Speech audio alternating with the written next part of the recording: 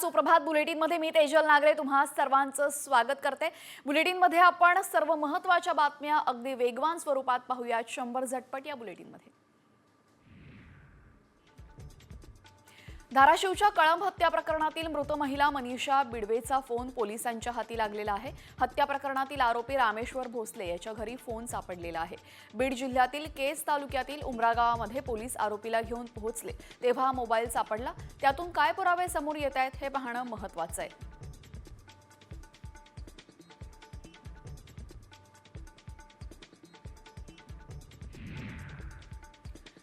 कळंबमध्ये महिलेची हत्या करणारा आरोपी सुदर्शन घुलेच्या गावातील असल्याचा दावा धनंजय देशमुखांनी केलेला आहे। या प्रकरणी गृहराज्यमंत्री योगेश कदमांकडे चौकशीची मागणी करणार असल्याचं त्यांनी सांगितलं। यावेळेस राड्यानंतर कराड गँगला बीड जिल्हा कारागृहातच का ठेवलं जातंय असा सवालही त्यांनी विचारलाय।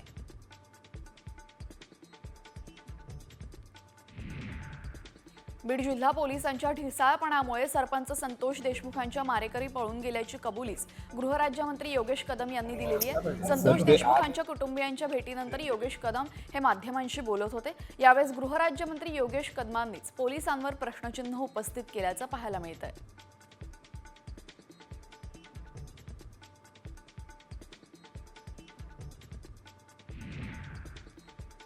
माजी मंत्री धनंजय मुंडे यांच्या विरोधात कुर्णा मुंडे यांनी केलेल्या तक्रारीची सुनावणी पुढे ढकलण्यात आलेली आहे। या प्रकरणाची सुनावणी 3 मे रोजी होणार आहे। दुसरीकडे धनंजय मुंडे यांच्या तक्रारीवर परळीतील न्यायालयामध्ये सुनावणी पार पडलेली आहे आणि आता या प्रकरणी पुढील सुनावणी 3 मे रोजी होणार आहे।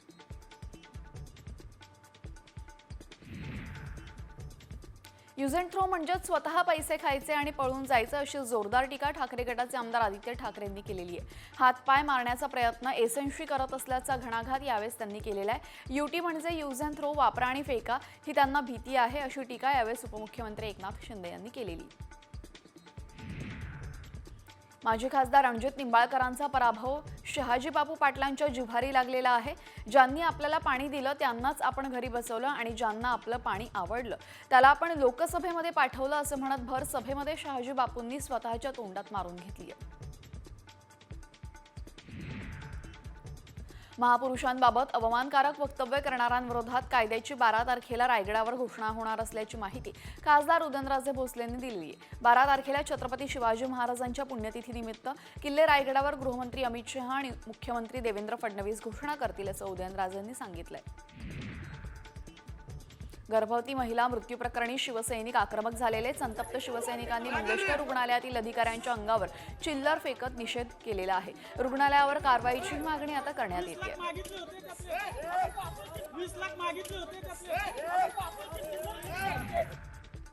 दीनानाथ हॉस्पिटलचे प्रशासकीय अधिकारी पालेकर यांच्या तोंडावर बनावट नोटा मारून फेकलेल्या आहेत। शिंदे शिवसेनेच्या पदाधिकाऱ्यांनी आक्रमक होत पालकर यांच्या तोंडावर खोट्या नोटा फेकल्या। गर्भवती महिलेच्या मृत्यूनंतर आता सर्व स्तरानंतर पुण्यातील दीनानाथ मंगेशकर हॉस्पिटल प्रशासनावर टीका केली जाते।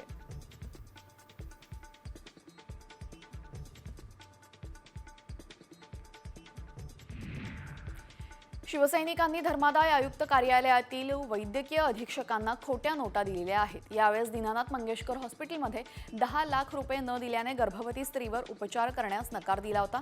त्यानंतर नकली नोटा देत शिवसेनेकडून निषेध नोंदवण्यात आलेला आहे।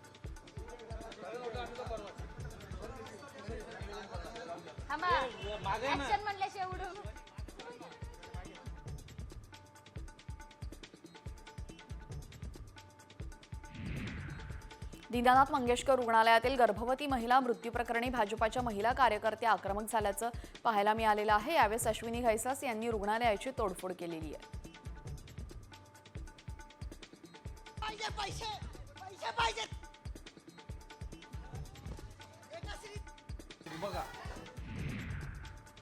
गर्भवतीचा मृत्यू झाल्यानंतर शिंदे गट देखील आक्रमक झालेले आहे। शिंदे गटाने मंगेशकर रुग्णालयाबाहेर तिरडी आंदोलन केलं, तसेच प्रशासनाला जाग येण्यासाठी आसूड आंदोलनही करण्यात आलेले आहे।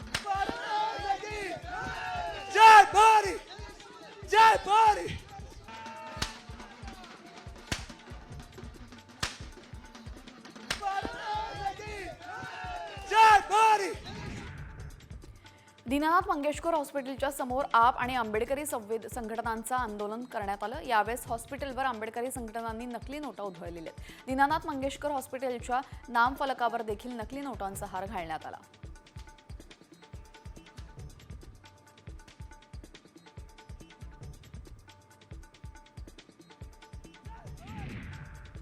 दीनानाथ मंगेशकर रुग्णालयाचा अहवाल आम्हाला मान्य नाही, अहवाल खोटा आणि दिशाभूल करणारा असल्याचा आरोप मृत तनिषा भिसेच्या कुटुंबियांनी केला आहे। डॉक्टर घैसास यांनी 10 लाख रुपये भरण्याचं कोटेशन लेखी स्वरूपात दिलं, ते आमच्याकडे सर्व पुरावे आहेत असं भिसे कुटुंबियांनी म्हटलेलं आहे।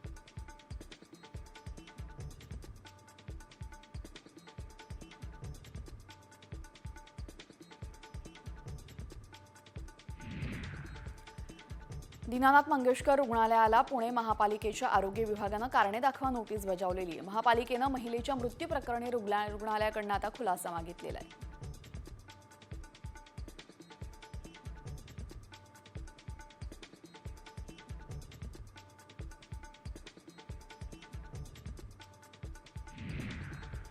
पुण्यातील दीनानाथ मंगेशकर रुग्णालयातील प्रकाराची मुख्यमंत्री देवेंद्र फडणवीसांनी गंभीर दखल घेतलेली। या घटनेची चौकशी करण्यासाठी धर्मादाय सहआयुक्त पुणे यांच्या अध्यक्षतेखाली चौकशी समिती गठीत करण्याचे आदेश त्यांनी दिलेले आहेत।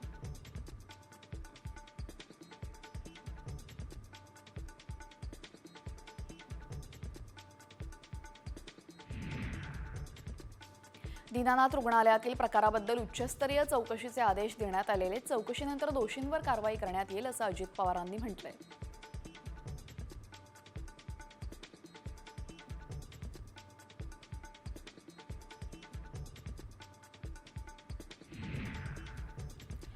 पुण्याचे खासदार आणि मंत्री मुरलीधर मोहोळ यांनी अखेर दीनानाथ रुग्णालय प्रकरणाची दखल घेतली। दोषींवर कारवाईचे आदेश मोहोळ यांनी दिलेत। दीनानाथ रुग्णालय व्यवस्थापनाच्या चुकीमुळे एका निष्पाप महिलेचा मृत्यू झाला अशी वेदना त्यांनी बोलून दाखवली असून राजकारण करू नये अशी प्रतिक्रियाही मोहोळ यांनी दिलेली आहे। मध्य रेल्वेने आणखी 98 अतिरिक्त साप्ताहिक उन्हाळी गाड्यांची घोषणा केलेली आहे। यामध्ये मुंबई यासोबतच सांकलाई दरम्यान 6 अनारक्षित विशेष गाड्यांचा समावेश आहे। आता उन्हाळी विशेष गाड्यांची संख्या 1156 वर पोहोचली असून त्यामुळे प्रवाशांना मोठा दिलासा मिळतोय।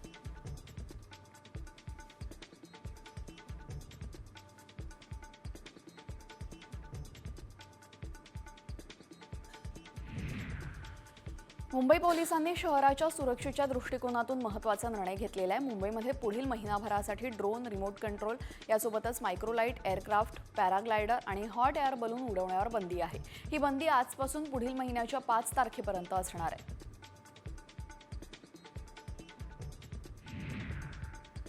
नाशिक विमानतळ इथं 5.5 वर्षांपूर्वीच नाईट लँडिंगची सुविधा उपलब्ध करून दिली, मात्र अद्यापही ती सुरू होऊ शकलेली नाही। सुविधा असून सुद्धा वापराविना असल्याने नाशिक विमानतळाला पुढे आणण्याचं स्वप्न कसं पूर्ण होणार असा सवाल या निमित्तानं उपस्थित केला जातोय। केंद्रीय सरकारी कर्मचाऱ्यांच्या धर्तीवर महाराष्ट्र राज्य सरकारी कर्मचाऱ्यांच्या महागाई भत्ता 53% 55% करण्यात आलेला आहे। याबाबत निर्णय जुलैपर्यंत होण्याची शक्यता असली तरीही वाढ जानेवारी 2025 पासूनच लागू राहील। त्यामुळे महागाई भत्ता फरकाची रक्कम मिळण्यास देखील राज्य कर्मचारी पात्र राहणार आहेत।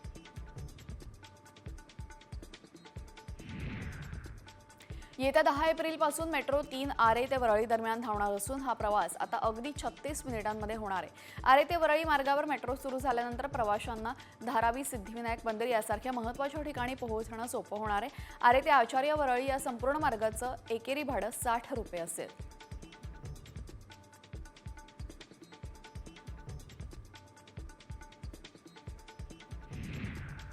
रेल्वे प्रवाशांचा अनुभव अधिक सुखकर करण्यासाठी पश्चिम रेल्वेनं तक्रार निवारण प्रक्रियेमध्ये अभूतपूर्व सुविधा केलेली आहे। यावेळेस विविध सुविधांदरम्यान प्रवासी रेल मदत ॲपद्वारे तक्रारी नोंदवतात। या तक्रारींचं त्वरित निराकरण करण्यासाठी पश्चिम रेल्वेने देशभरामध्ये प्रथम क्रमांक पटकावलेला आहे।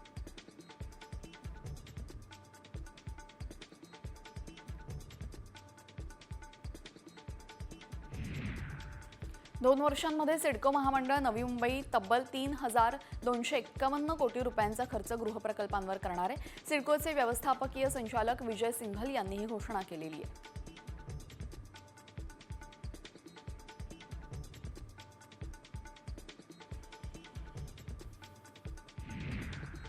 1 एप्रिलपासून ओपन एआय कंपनीनं घिबली या ट्रेंडची सेवा युजर्सना उपलब्ध करून दिली। त्यानंतर 4 दिवसांमध्ये चॅटजीपीटीवर जवळपास 13 कोटींहून अधिक युजर्सने 70 कोटींहून अधिक घिबली अॅनिमे इमेजेस तयार केलेले आहेत, अशी माहिती एआय कंपनीनं दिलेली आहे।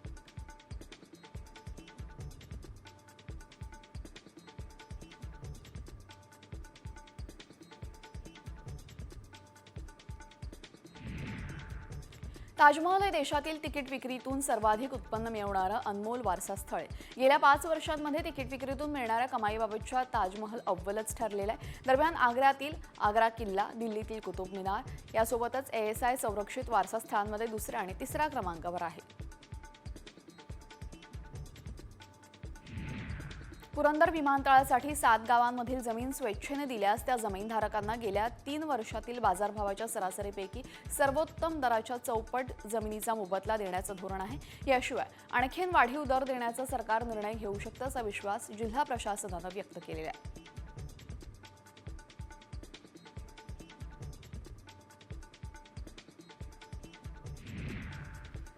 धाराशिव जिल्ह्यातील तहसील कार्यालयामध्ये QR कोड डिजिटल लायब्ररीची स्थापना करण्यात आलेली आहे। या लायब्ररीचं उद्घाटन तहसीलदार गोविंद येब्रे यांच्या हस्ते करण्यात आलं। उमरगा येथील नागरिकांना महसूल विषयक माहिती सहज आणि मोफत उपलब्ध यामुळे होणार आहे।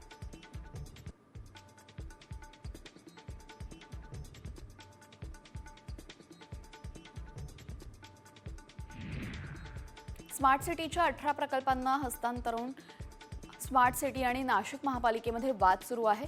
कोट्यावधींच्या प्रकल्पांच्या देखभाल दुरुस्तीची जबाबदारी नक्की कोण घेणार यावरनं हा वाद सुरू आहे। यामुळे हजारो कोटींचे प्रकल्प धूळ खात पडलेले, 17 कोटींचा गोदा पार्क वर्षभरात धूळ खात पडलेला आहे।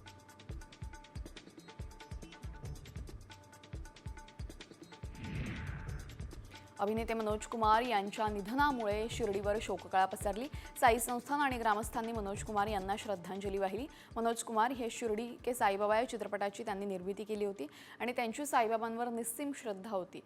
त्यांचं आणि शिर्डीचं अतूट नातं यामुळे निर्माण झालेलं।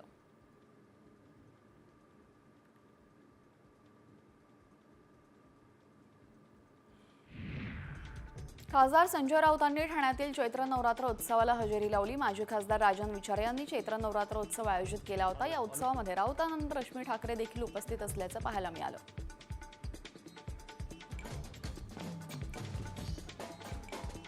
ठाण्यामधला हा पहिला असा चैत्र नवरात्र उत्सव।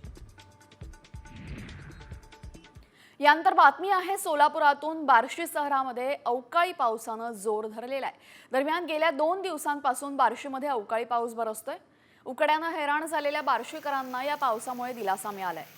अचानक आलेल्या पावसामुळे बागायतदार आणि शेतकऱ्यांच्या चिंतेत मात्र भर पडलेली आहे। बार्शीमध्ये अवकाळीचा तडाखा बघायला मिळतो। बार्शीमध्ये जोरदार पावसानं हजेरी लावली असून पुढील 2 दिवस सुद्धा पाऊस पडण्याचा अंदाज हवामान खात्यानं वर्तवलेला आहे।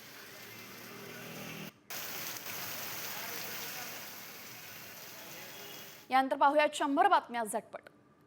जुन्नर तालुक्यामध्ये पिंपरी पेंढार परिसरामध्ये गारांचा पाऊस पडलेला आहे। गारपिटीमुळे बागांचं मोठं नुकसान होण्याची शक्यता आहे। पाऊस पडल्यामुळे कांदा, द्राक्ष, डाळिंब उत्पादक शेतकरी हवालदिल झाले।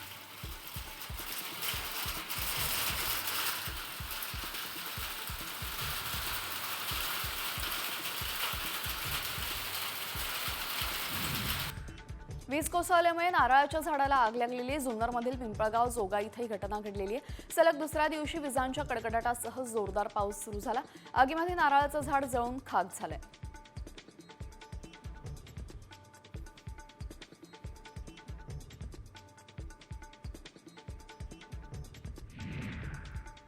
रायगड जिल्ह्यामध्ये वादळी वाऱ्यासह जोरदार अवकाळी पावसाची हजेरी पाहायला मिळाली। खानापूर, खोपोली, कर्जत, पेण तालुक्यासह पनवेल तालुक्याच्या काही भागामध्ये वादळी वाऱ्यासह जोरदार पाऊस बरसला।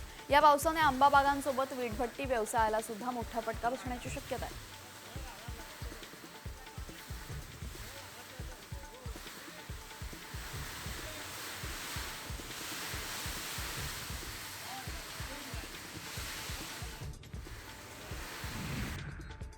पेणमध्ये तुफान वादळी वाऱ्यासह पाऊस झाला। जुन्या आरटीओ कार्यालयाजवळ झाड उन्मळून पडलं। अचानक आलेल्या अवकाळी पावसामुळे मात्र भाजीपाला विक्रेत्यांची तारांबळ उडालेली आहे।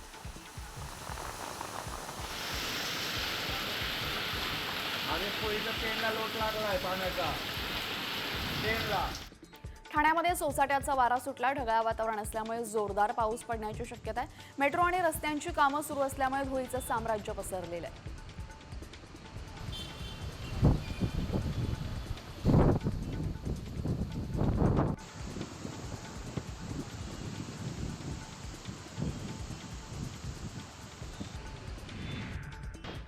अंबरनाथमध्ये सोसाट्याच्या वाऱ्यामुळे सर्वत्र धूळ पसरलेली तसेच अवकाळी पाऊस पडण्याची शक्यता आहे. काळे ढगही दाटून आलेले आहेत.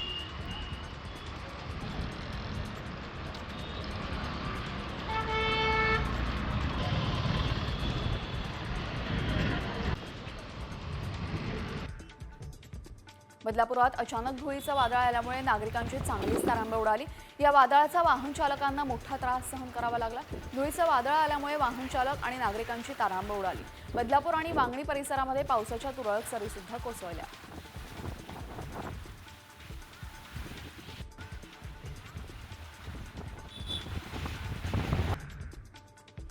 कल्याण डोंबिवलीमध्ये वादळी वाऱ्यासह पावसाला सुरुवात झाली. अचानक आलेल्या पावसामुळे घराबाहेर पडलेल्या नागरिकांची तारांबळ उडाली.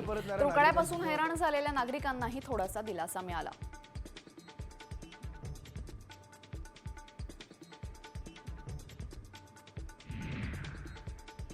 अवकाळी पावसामुळे पूर्णा तालुक्यातील वाईमध्ये फळबागेचं मोठ्या प्रमाणात नुकसान झालेलं आहे. वादळी वारा आणि पावसामुळे फळबागा जमीनदोस्त झालेल्या आहेत. नुकसान भरपाईचे पंचनामे करून तात्काळ मदत करण्याची मागणी शेतकऱ्यांकडून होतीये.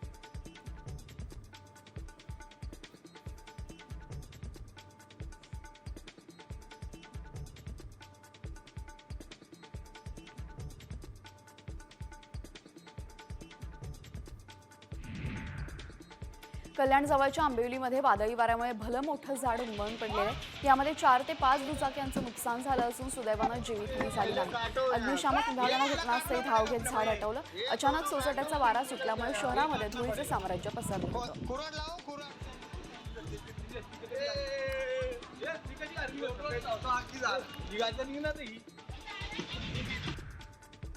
बुलढाणा जिल्ह्यातील सोमठाण गावामध्ये गारपीट आणि वादळी वाऱ्यासह झालेल्या अवकाळी पावसामुळे मोठं नुकसान झालेलं आहे. सोमठाण येथील शेतकरी सुभाष जरगे यांच्या 5 एकर शेतीमध्ये पपई बागेचं मोठं नुकसान झालं.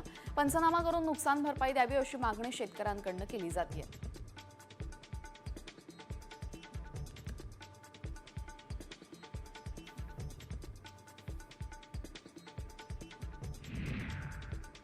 बार्शी तालुक्यामध्ये वादळी वाऱ्यासह अवकाळी पावसाने हजेरी लावली. अचानक आलेल्या पावसामुळे मका द्राक्ष बागांना फटका बसलाय.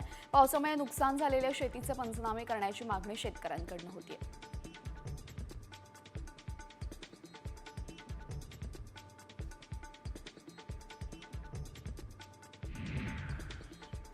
अवकाळी पावसामुळे झालेल्या नुकसानीचं सरकारने तात्काळ पंचनामे करावे आणि नुकसान भरपाई द्यावी अशी मागणी क्रांतिकारी शेतकरी संघटनेचे नेते रविकांत तुपकरांनी दिलेली आहे. या मागणीचं निवेदन त्यांनी बुलढाण्याच्या जिल्हाधिकाऱ्यांना दिलेलं आहे.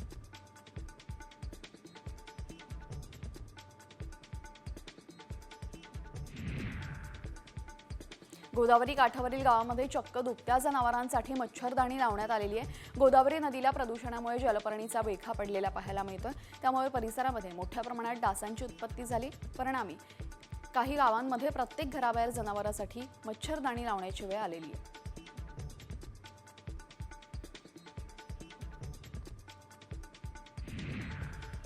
अकोल्यातील कुत्र्यांच्या मृत्यू प्रकरणी गुन्हा दाखल करण्यात आलेला. आतापर्यंत 150 पेक्षा अधिक कुत्र्यांचा विषारी अन्न खाल्ल्यामुळे मृत्यू झालेला आहे. रस्त्यावरील मोकाट कुत्र्यांसह पाळीव कुत्रे अंगावर भुंकतात म्हणून एका माथे फिरून क्रूरतेचा कळस गाठला आणि थेट मुक्या प्राण्यांना खाण्यातून विष दिलं.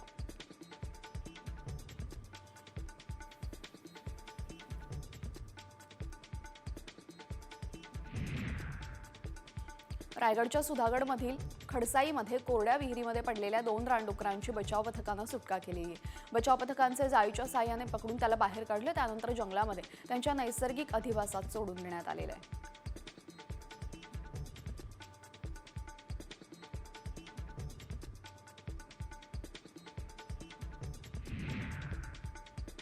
वाशिमच्या भटुमरा या ठिकाणी रामचंद्र काळे या शेतकऱ्याच्या गोठ्याला आग लागली असून जनावरांचा चारा जळून खाक झालेला आहे. गोठ्याला आग नेमकी कशी लागली हे कळू शकलेलं नाही. 50 ट्रॉली कुटार, 3000 पेंढ्या, कडबा आणि छोटा ट्रॅक्टर अर्धवट जळालेले. जनावरं देखील जखमी झाल्याची माहिती आहे.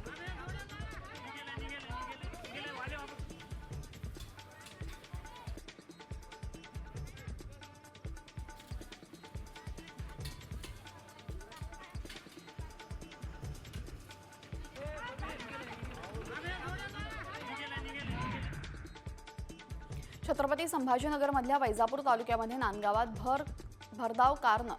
भरधाव कार उलटल्यानं 2 तरुणांचा दुर्दैवी मृत्यू झालेला. दर्शन पांडुरंग जगताप आणि राहुल राजाराम अशी अपघातातील मृतकांची नावं आहेत. अपघात घडताच उपस्थितांनी तात्काळ रुग्णालयामध्ये त्यांना दाखल केलं, मात्र डॉक्टरांनी त्यांना मृत घोषित केलंय.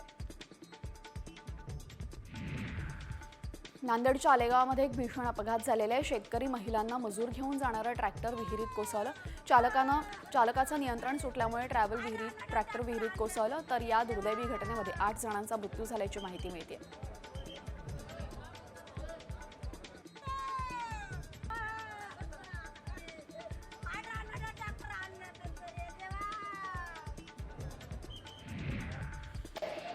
धाराशिव जिल्हाधिकारी कार्यालयासमोर वृद्ध दाम्पत्यानं आत्मदहनाचा प्रयत्न केला. खरेदी केलेल्या वैयक्तिक मालकीच्या जागेमध्ये सर्वाधिक समाज मंदिराचं बांधकाम सुरू असून तक्रार करून देखील दखल घेण्यात येत नाही, त्यामुळे त्यांनी हे आत्मदहनाचं हत्यार उपसलंय.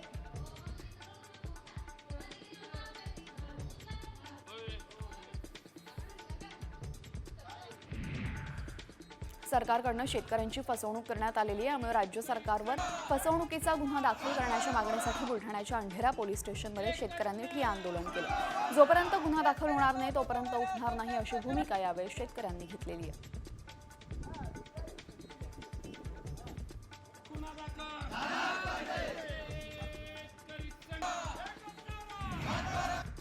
वृद्ध, दिव्यांग आणि विधवा महिलांनी अर्थसहाय्य अनुदानातील वाढीच्या मागणीसाठी वाशिम जिल्हाधिकारी कार्यालयावर मोर्चा काढला. यावेळी संजय दादांनी निराधार योजनेचे 1500 रुपये वाढवून 3000 रुपये करावे.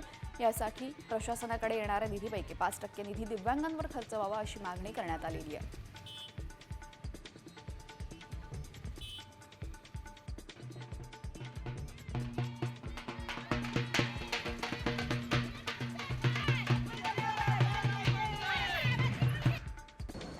सोलापुरात 600 घंटागाडी कर्मचारी आणि त्यांच्या विविध मागण्यांसाठी धरणे आंदोलन झालं. किमान वेतन मिळावं, आरोग्याच्या सोयीसुविधा दिल्या गेल्या पाहिजे यासाठी आंदोलन करण्यात आलं. जोपर्यंत मागण्या पूर्ण होणार नाही तोपर्यंत शहरातील घंटागाडी बंद राहील असा इशारा यावेळेस कामगारांनी दिलेला आहे.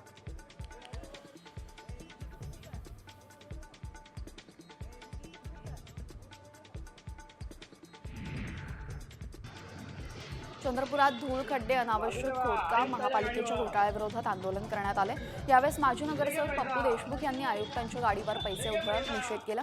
या प्रकरणी महास्वाक्षरी अभियान घेत सह्यांचं पत्र मुख्यमंत्र्यांना पाठवण्यात येणार असल्याची माहिती पप्पू देशमुखांनी दिलेली आहे.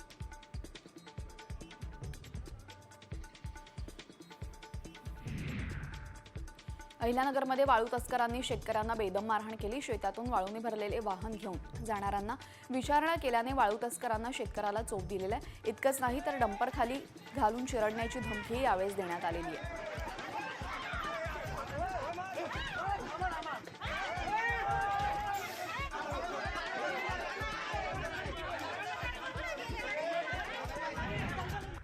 नंदुरबारच्या आदिवासी विकास विभाग प्रकल्प कार्यालयासमोर गाडीच्या काचा फोडून रोकड लंपास करण्यात आलेली आहे. ड्रायव्हर साईडचे काच फोडून तब्बल 50,000 रुपये चोरट्यानं लंपास केलेले. शासकीय कार्यालयाच्या आवारामध्ये दिवसाढवळ्या झालेल्या या चोरीमुळे मोठं आश्चर्य व्यक्त केलं जात आहे.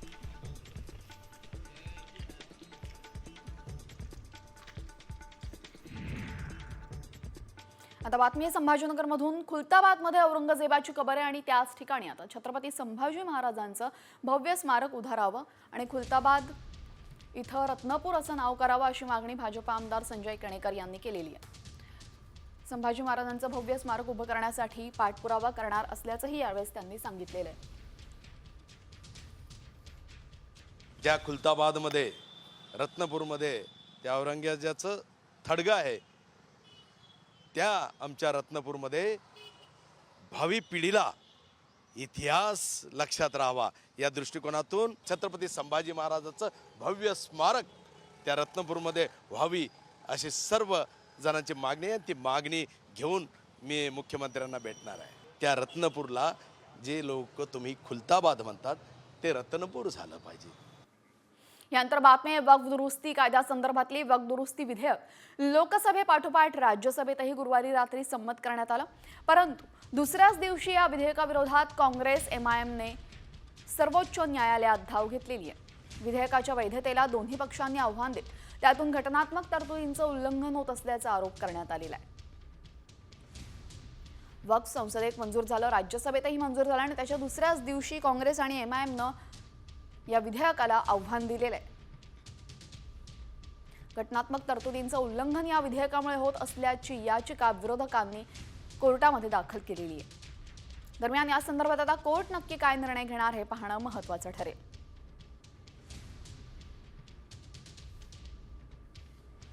मनसेच्या मराठी सक्तीवरनं वकील गुणरत्न सदावर्ते आता चांगलेच आक्रमक झालेले आहेत.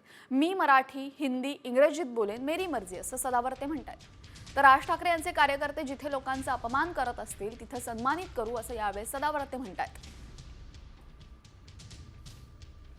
सदावर्ते यांनी यावेळेस राज ठाकरे यांच्या कार्यकर्त्यांच्या विरोधात वक्तव्य केलेलं आहे.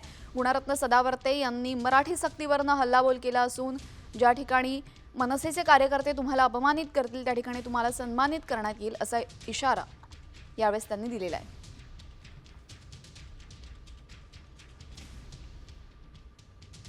हॅलो, हां. गुणरत्न सदावर्ते बोलतोय का? हॅलो. हॅलो, हां, कोण? गुणरत्न सदावर्ते बोलताय का? हो हो, बरोबर सर. मी योगेश खैरे बोलतोय. मी कुठून? महाराष्ट्र नवनिर्माण सेनेचा प्रवक्ता आहे. हां. मी ओळखत नाही हो. नाही ओळखत, ठीक आहे. हां. तो विषय नाही ओळखण्याचा, हां. ओळखण्याची आवश्यकता सुद्धा नाही. हां. विषय असा आहे की तुम्ही हां. जी भूमिका मांडताय ती योग्य भूमिका आहे, संविधानिक भूमिका आहे. नाही ना, नाही, ऐका कायदेशीर ना, आहे. ऐका, सुप्रीम ऐका. कोर्टापर्यंत लढू. ते तुमच्या राज ठाकरेंना उत्तर द्यायला सांगा. तुमचं कायद्याचं ज्ञान फार कमी आहे, एक लक्षात तुमचं घ्या. ज्ञान आहे. तुम्ही कशाला फोन करायला? त्या राज ठाकरेला फोन कर ना बाबा. मला तुम्ही फोन काय कशाला एवढे करतो? मोठे त्या नाही. रिकाम्याला कर. अरे तो तू काय लय एवढं मोठा आहे का? तो अरे काय तू भारे काय लय मारणार आहे की काय? अरे तू काय लय ते आहे मोठा की काय? नाही. तू लागलास की काय? राज साहेबांनी फोन संविधानापेक्षा करायला मोठा तू काय नाही. एवढा मोठा त्याला लागून सांग, गेला का? तू एखाद्या आता टॅक्सीवाल्याला हात लावून अरे दाखव की काय तू- राज ठाकरेला सांगतो काय अरे असं कायदा तू ते. तू ठेव फोन. तू कोण मोठा ठेव लागून? रे. अरे आता तुला व्हायरल कर. भीक माग काय- आता. कायद्याचं ज्ञान आहे का तुला? भीक तुला माग काय YouTubeवर भीक माग. ठेव ऐक ना, फोन. ऐक ऐक ठेव रे. ऐक ऐक ठेव ऐक रे. ओरडू नको, अरे फुकू नको. कायद्याचं ऐक